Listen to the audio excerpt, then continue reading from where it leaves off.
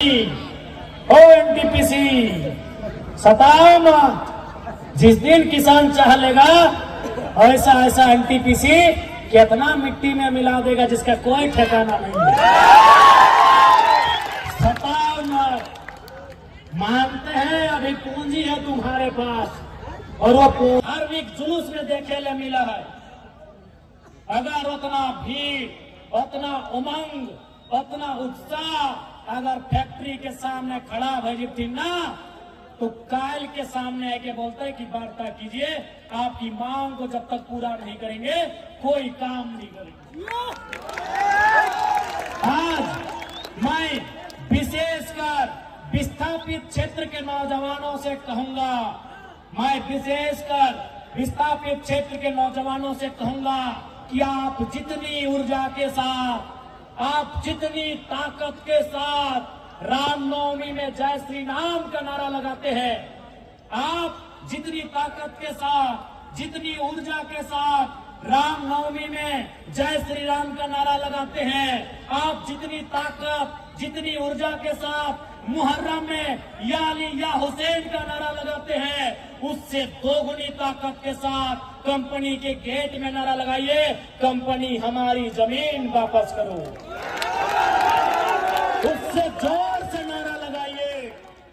मैं ये विस्थापितों को कहूंगा, आप जितनी जोर से, जितनी ऊर्जा से, जितनी ताकत से नारा लगाते हैं जय श्री राम का रामनवमी में या अली या हुसैन का मुहर्रम में, उससे ऊर्जा, उससे जोर, उससे ताकत से नारा लगाइए कि कंपनी हमारी जमीन खाली करो, कंपनी हमारी जमीन खाली करो, सरकार हमारी जमीन वापस करो, सरकार हमारी जमीन वापस करो। उससे ताकत से नारा लगाइए।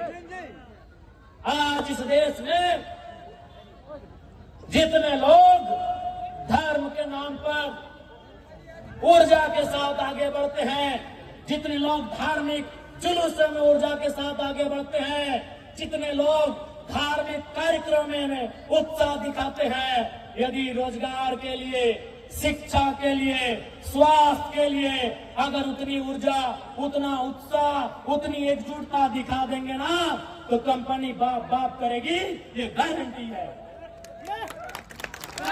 इसलिए आज मैं तमाम लोगों से कहूंगा कि आज आवश्यकता है लड़ाई को लड़ने की, आज आवश्यकता है अपने हक अधिकार के लिए एक रास्ता तैयार करने की, जिस रास्ते में चलकर हम अपने हक अधिकार को सुरक्षित कर सके। आज हो सकता है वे लोग आके आपको डराएंगे, क्योंकि डराते वही है जो खुद डरे हुए होते हैं।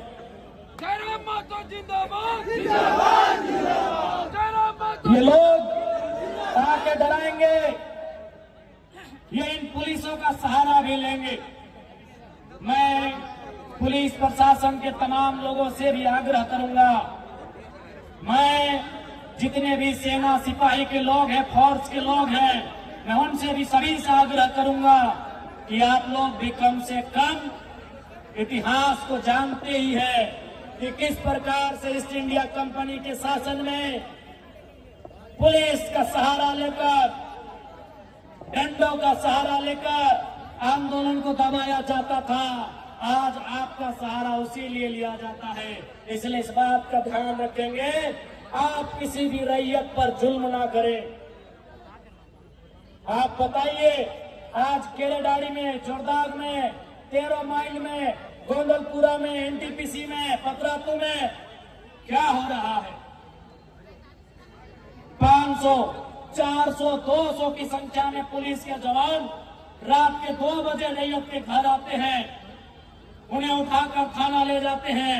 अरे भाई, कोई आतंकवादी के लिए उतनी मुस्तैदी नहीं होती है जितनी मुस्तैदी रैयत को उठाने के लिए किया जाता है। हम कैसे माने? ये वही लोकतांत्रिक भारत है जिसकी कल्पना महात्मा गांधी ने किया था, जिसकी कल्पना डॉक्टर भीमराव अंबेडकर ने किया था, जिसकी कल्पना शहीद आजम भगत सिंह ने किया था। क्या ये वही भारत है? मैं माननीय मुख्यमंत्री महोदय संदेश देना चाहूंगा कि एनटीपीसी देश नहीं है, त्रिवेणी संगम देश नहीं है, मगध आम्रपाली देश नहीं है, ऋत्विक कंपनी देश नहीं है, सीसीएल बीसीएल देश नहीं है। देश किसान का खेत है मुख्यमंत्री साहब। देश किसान के खेत से शुरू होता है, सभ्यता किसान के खेत से शुरू होती है। इसीलिए एनटीपीसी आज है, शायद कल नहीं होगा। आज से 100 साल पहले एनटीपीसी नहीं था, लेकिन किसान का खेत Mohenjodaro, Harappa, Indus valley civilization के समय से है। तब से सभ्यता है, तब से किसान का खेत है। इसीलिए मुख्यमंत्री महोदय, जिले के डीसी, जिले के एसपी महोदय, मैं आपको कहना चाहूंगा, ये जो आप लोग बार बार कंपनी का पक्ष लेते हैं, कंपनी की तरफ से लाठीचार्ज करते हैं, ये एनटीपीसी देश नहीं है। मेरे साथियों, मेरे मुख्यमंत्री, मेरे डीसी, मेरे एसपी महोदय, एनटीपीसी देश नहीं है, देश किसान का खेत है। माननीय मुख्यमंत्री महोदय विधानसभा में महात्मा गांधी की फोटो अपने टांगा है। माननीय उपायुक्त महोदय, माननीय उपायुक्त महोदया जो भी है, माननीय पुलिस अधीक्षक महोदय अथवा महोदया जो भी है, आपने अपने कमरे में महात्मा गांधी की फोटो टांगी है। तो महात्मा गांधी का आदर्श क्या था? महात्मा गांधी का विचार क्या था? महात्मा गांधी कहते थे, भारत की आत्मा बसती है, भारत की आत्मा बसती है। कहां? भारत की आत्मा बसती है कहां? गांव में। कहां? गांवों की आत्मा बसती है किसानों में। भारत की आत्मा कहां बसती है?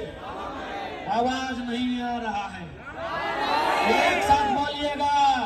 भारत की आत्मा कहां बसती है? गांवों की आत्मा कहां बसती है?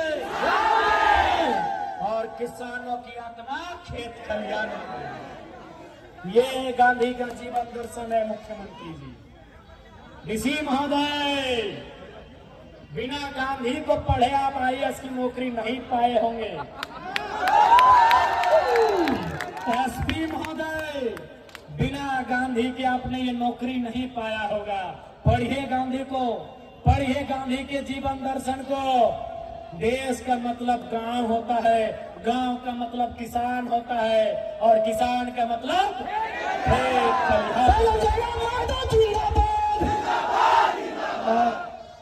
किसान का मतलब खेत खलिहान होता है।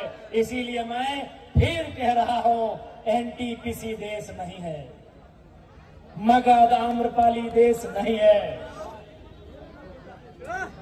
अडानी प्राइवेट लिमिटेड देश नहीं है, जिंदल देश नहीं है। देश अगर है, किसान का खेत। इसलिए अगर देश की रक्षा करनी हो, देश की रक्षा करनी हो, तो पहले किसानों की रक्षा करिए, पहले किसानों की रक्षा करिए। और यदि किसान असुरक्षित महसूस करने लगे, ये तो किसान है, भोले भाले सीधे साधे सरल है, ये गरल है, ये सरल है, ये किसान है। इसीलिए आज ये खामोश है। अगर इनको किसी ने बता दिया कि किसान तुम्हारा नाता किससे है, किसान का नाता हल से है, हल भी हथियार होता है, आगे फार होता है। अगर किसी ने इंटरेस्ट में दुबके हुए किसानों को ये बता दिया, ए किसानों तुम्हारा नाता हार से है, और हार के आगे फार होता है, और फार से पेट फाड़ा जा सकता है। किसानों, सुबह जब आंख खुलती है तुम दतवन लाने जाते हो और दतवन कुल्हाड़ी से तोड़ के लाते हो, कुल्हाड़ी से सर भी काटा जाता है। जब हमारे माओं को बताया जाएगा, मेरी माओं मेरी बहनों, आप धान किससे काटते हो? हंसुआ से, हंसुआ से गर्दन भी काटा जाता है।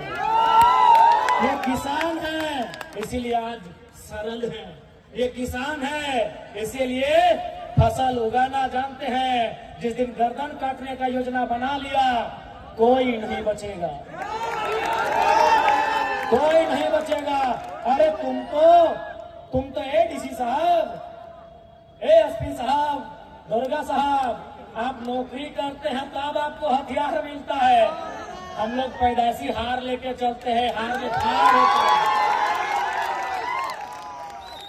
बड़ा बाबू, आप नौकरी करते हैं तब आपको बंदूक मिलता है, बंदूक का धार मिलता है। सर्व हम लोग पैदाइशी हार का फार लेके चलते हैं। इसलिए सताइए नहीं, सताइए नहीं। ओ एनटीपीसी, सताओ मत। जिस दिन किसान चाह लेगा ऐसा ऐसा एनटीपीसी कितना मिट्टी में मिला देगा जिसका कोई ठिकाना नहीं है। सताओ मत। मानते हैं अभी पूंजी है तुम्हारे पास और वो पूंजी तुम विधायक का चुनाव में लड़ने के लिए देते हो, मालूम है। एनटीपीसी मालूम है हमको, मालूम है तुम्हारे पास पूंजी है। पूंजी तुम मुख्यमंत्री को भी देते हो, ये भी मालूम है। नहीं तो 5,000 बकरा कहां से आता? इतना बोका झारखंडी नहीं है, इतना बोका झारखंडी नहीं।